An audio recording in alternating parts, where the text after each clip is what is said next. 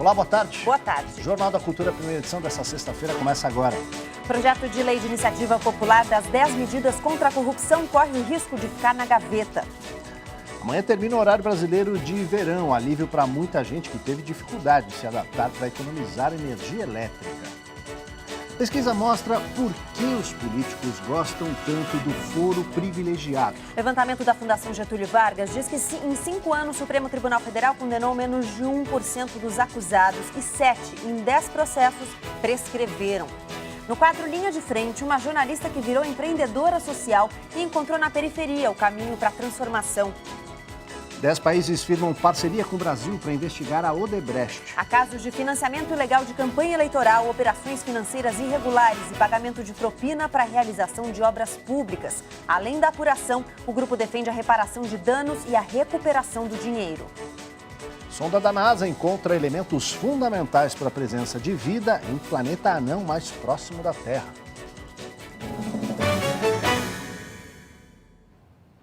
Para muita gente é finalmente, né? Esse fim de semana chega ao fim mais um horário de verão. Ele é adotado em mais de 70 países. Pois é, por aqui desde a década de 30. E tem quem comemore, tem quem fica com saudade dessa horinha a mais de sol por dia. Está chegando o dia da alegria para quem odeia o horário de verão. Acho uma tortura esse horário de verão. Principalmente agora, né? No final, fica muito escuro. Mas na hora de mexer no relógio, bate uma dúvida. Acho que é atrasar, não é? Adiantar. Domingo tem que atrasar. É isso mesmo que se deve fazer, atrasar o relógio. A meia-noite de domingo voltará a ser 11 horas de sábado. No Brasil, o horário de verão existe desde o governo de Getúlio Vargas, mas só foi regulamentado em 2008. Ele sempre dura do terceiro domingo de outubro até o terceiro domingo de fevereiro, a menos que atrapalhe o carnaval. Aí, o horário volta ao normal no próximo fim de semana. A previsão do governo é que esse ano o horário de verão economize mais de 147 milhões de reais por causa da redução do uso de energia de termoelétricas. Ano passado foram 162 milhões. Para os moradores de 3 regiões e do Distrito Federal, é tempo de redobrar a atenção ao relógio. 1 hora a mais, 1 hora a menos para você tomar um remédio vai mudar nada na vida da pessoa. Em geral, as pessoas que sofreram por ter ido para o horário de verão, por ter mudado, voltam ao normal. Se nortear pelo relógio, não tem problema. Outras notícias nacionais, depois da onda de ataques, ônibus de Belo Horizonte trafegam com PMs durante as viagens. E numa outra notícia, o novo limite para financiamento de imóvel com uso do FGTS começa a valer na semana que vem. A partir de segunda-feira, dia 20, o limite para a compra de imóvel pelo Sistema Financeiro da Habitação com o uso do FGTS para quitar parte da dívida sobe para R$ 1,5 milhão em qualquer região do país. Antes, o limite desse tipo de financiamento, que cobra juros menores, era de R$ 950 mil. Já para imóveis acima de R$ 1,5 milhão, é preciso usar o sistema bancário, que tem juros maiores.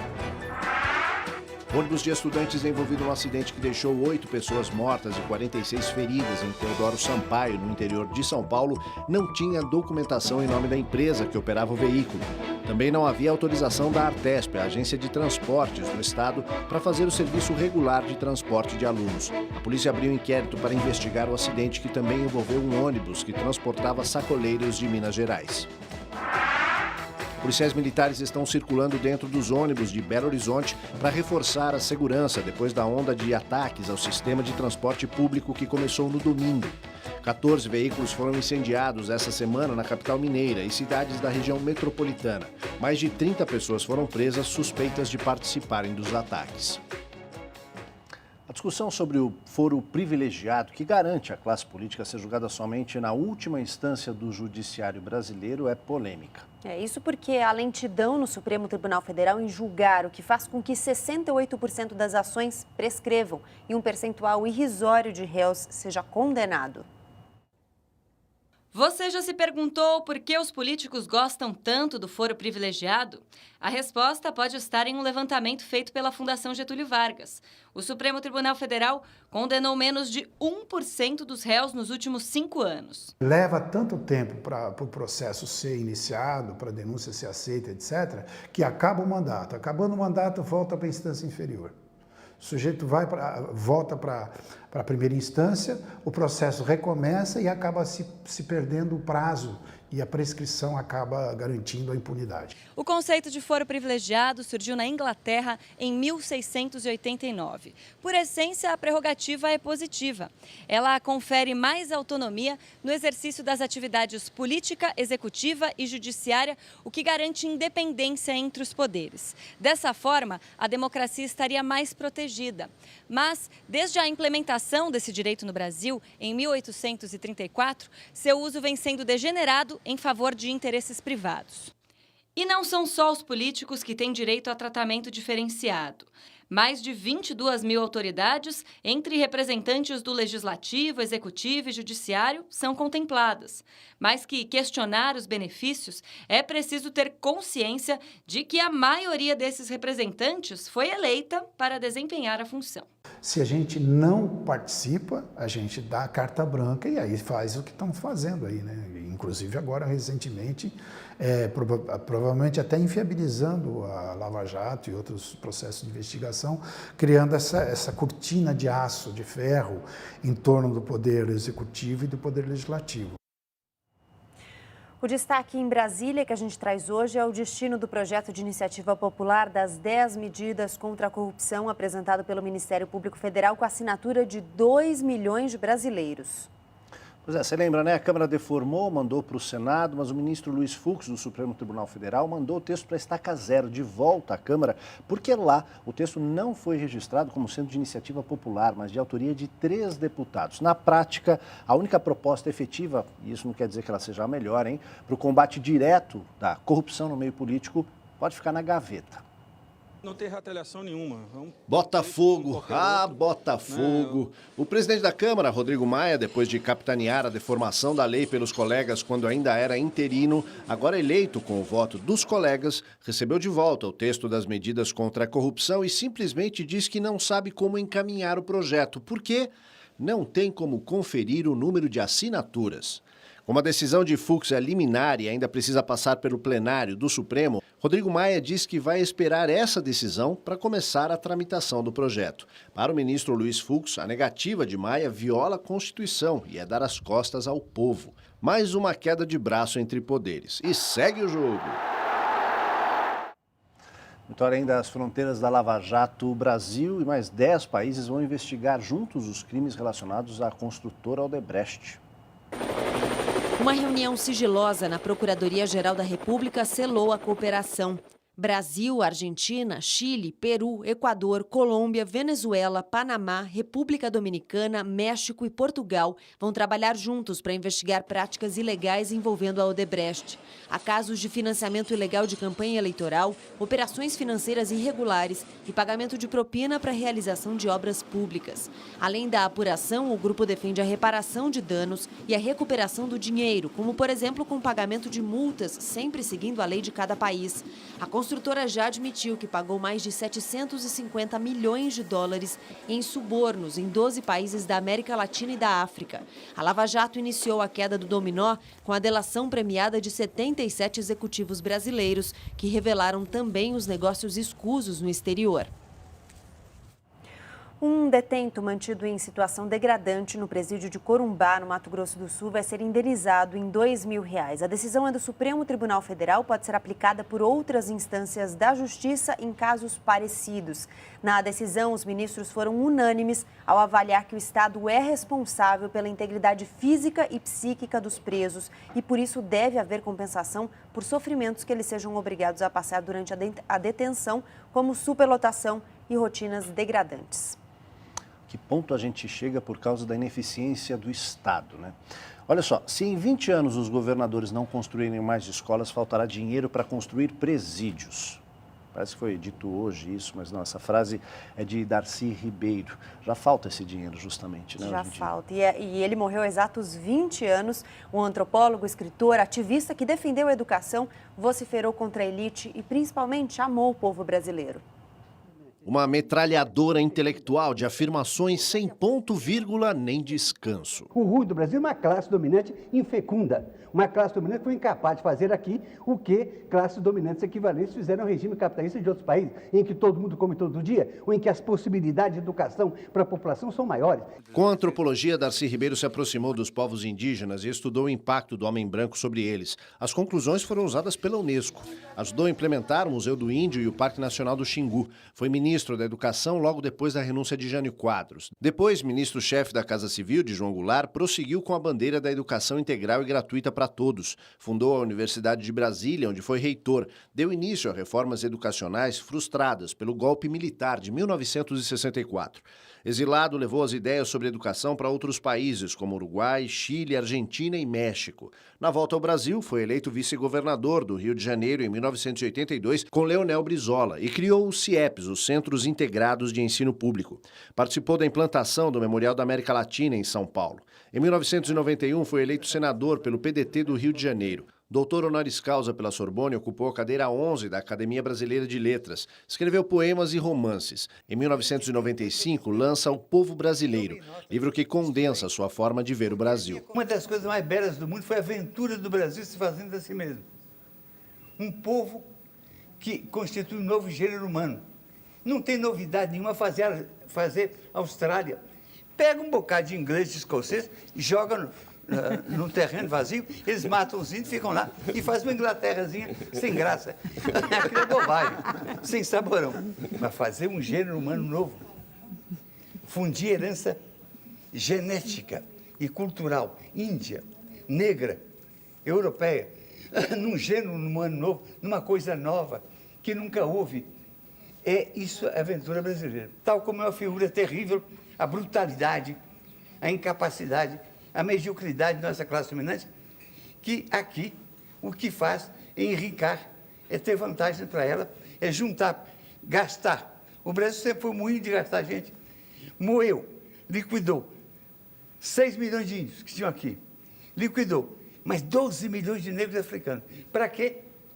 Para adoçar a boca de europeu com açúcar, para enriquecer com o ouro de Minas Gerais. Então, a classe dominante sempre se deu bem e continua se dando bem. Mas o povão está aí com uma fome que é espantosa. Por que fome nesse país? Por que criança escola nesse país? Por que nós só somos melhores que em São Paulo, do que Bangladesh em educação? É para morrer de vergonha. Então, tanto é bonito esse povo se reinventando, se fazendo, se construindo, como essa classe dominante medíocre, que a gente tem que dar um jeito nela para obrigá-la a aceitar que o Brasil realize sua potencialidade de uma nova civilização. A gente fala de quem realmente quer fazer o Brasil atingir essa nova potencialidade. Esse quadro Linha de Frente, que toda sexta-feira a gente traz para você, nossa personagem de hoje nasceu no Paraná, mas é no Jardim Paraná, periferia de São Paulo, que ela tempera os sonhos e projetos da comunidade. Mônica ensina as mulheres a cozinhar sem desperdício. O resultado? Já saíram do forno bufês e microempresas de alimentação que servem pratos saborosos, feitos, por exemplo, com cascas e talos que antes iriam para o lixo.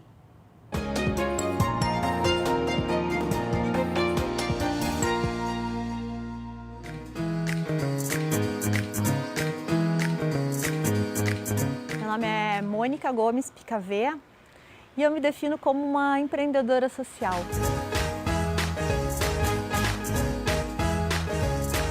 O que a periferia tem que eu gosto? Eu nasci no interior e a periferia tem uma coisa de comunidade, de conexão e de colaboração que eu acredito muito no mundo. A comida, ela tem uma questão que ela é muito emocional, ela não é só nutricional. Então eu resolvi entrar pela comida por isso e porque ela está presente em todas as casas. Aí entra uma questão que é a do quanto a gente não usa, né, de coisas muito importantes dentro do alimento. Você pensa, a casca da banana. Putz, você não vai comer a casca da banana, é ruim.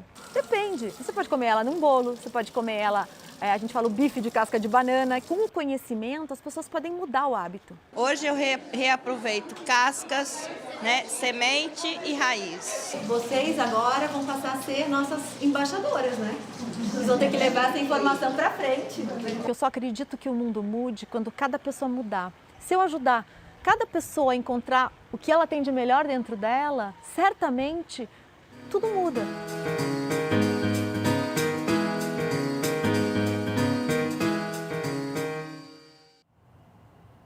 A seguir, esse primeiro-ministro britânico convoca a população a se rebelar contra a saída do país da União Europeia.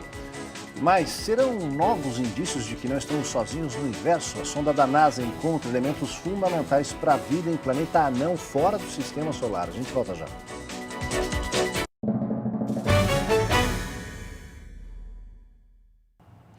As Elviras querem iluminar o escurinho do cinema. Esse grupo de 70 mulheres de várias idades e estados do país pretende expandir o debate sobre a participação feminina na sétima arte. A falta de mulheres em toda a cadeia de produção cinematográfica e os salários inferiores em relação aos homens são problemas enfrentados não só aqui. Um estudo feito durante 10 anos em Hollywood mostra que 80% das mulheres fizeram só um filme em todo esse tempo. 3 mulheres negras são as protagonistas de um dos favoritos ao Oscar deste ano. Em Estrelas Além do Tempo, inspirado em fatos reais, elas têm papel fundamental na corrida espacial, no tempo em que a NASA era masculina e branca. A produção nacional também dedica papéis de destaque a elas. Em Aquários, Sônia Braga dá vida a uma personagem forte, madura, com posicionamento político e vida sexual ativa. Antes disso, interpretou Gabriela Cravo e Canela e Dona Flor e seus 2 maridos. Mas nem sempre a sétima arte olha as mulheres com tanta força assim. A grande maioria dos diretores, dos roteiristas, são homens, né? Porque essa é a história que a gente viveu, inclusive aqui no Brasil. Então, nem sempre você acha personagens que representem toda a variedade de mulheres que existem. Dentro das salas de cinema, as mulheres podem muitas vezes ser maioria. Mas por trás da tela, nos bastidores, a participação delas ainda é menor. Não se vê tantas mulheres dirigindo, produzindo filmes. Não é de hoje que as estrelas do cinema têm denunciado a disparidade salarial entre homens e mulheres. Essa questão de mercado, ela é um resultado direto de uma questão muito anterior, assim, que é da própria sociedade, né? Para dar voz às críticas de cinema, nasceu o coletivo Elviras, batizado em homenagem a Elvira Gama, a primeira brasileira a escrever sobre imagens em movimento. O que as Elviras querem? Tirar as críticas do escurinho do cinema. Se a gente puder, enquanto mulheres, assim, com diferentes visões, mostrar te levar a refletir sobre a sua própria vida, que as mulheres precisam ter, sim, um espaço maior, não só na crítica, mas no cinema em geral, na arte em geral, e na vida como um todo, na sociedade como um todo, a gente conseguiu o nosso trabalho, né, a nossa missão. Vamos às notícias internacionais. Há quase um mês no cargo, o presidente dos Estados Unidos, Donald Trump, segue com dificuldades para terminar de montar seu gabinete. Agora, o indicado para ocupar o cargo de assessor de segurança nacional, o militar aposentado Bob Howard, recusou a oferta. Ele ficaria no lugar de Michael Flynn, que renunciou depois da revelação de que ele manteve comunicação extraoficial com a Rússia antes de assumir o cargo. Trump também indicou ontem um nome para a pasta do trabalho depois que o empresário que ocuparia a secretaria desistiu. Trump convocou a imprensa para anunciar o nome do provável novo secretário do Trabalho, mas a entrevista coletiva virou um novo ataque do presidente a jornalistas. Ele acusou a mídia de publicar notícias falsas mais uma vez. O nome do jurista Alexander Acosta quase passou batido no meio da confusão. Se aceitar o cargo e passar pela sabatina do Senado, Acosta, filho de cubano-americanos, será o primeiro hispânico a ocupar um cargo no alto escalão do governo Trump. A indicação dele veio depois que o empresário Andrew Puzder, antigo indicado para o cargo, desistiu um dia antes de ser sabatinado por enfrentar forte resistência, inclusive entre os republicanos. Puzder é dono de uma rede de fast food e era acusado de maltratar funcionários.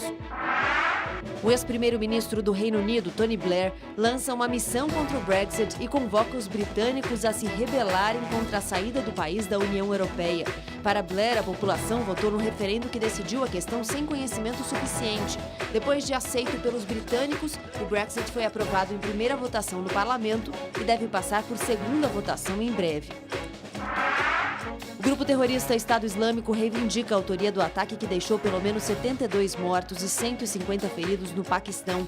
O atentado com um homem-bomba ocorreu em um santuário frequentado por sufis, grupo que segue corrente mística do islamismo.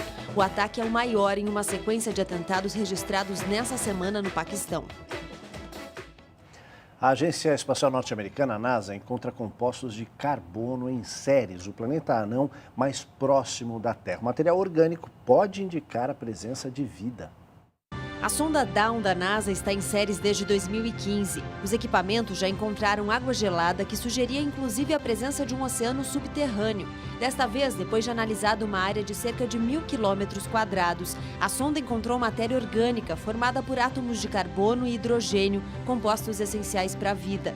Os responsáveis pela missão dizem que é improvável que as partículas tenham chegado ao planeta anão por um asteroide. Nesse caso, segundo os cientistas, a matéria orgânica teria desaparecido com as altas temperaturas de um impacto. A sonda Dawn ainda vai ficar 5 meses em séries. Qual será a próxima descoberta? Hora do esporte. Boa tarde, Cadu.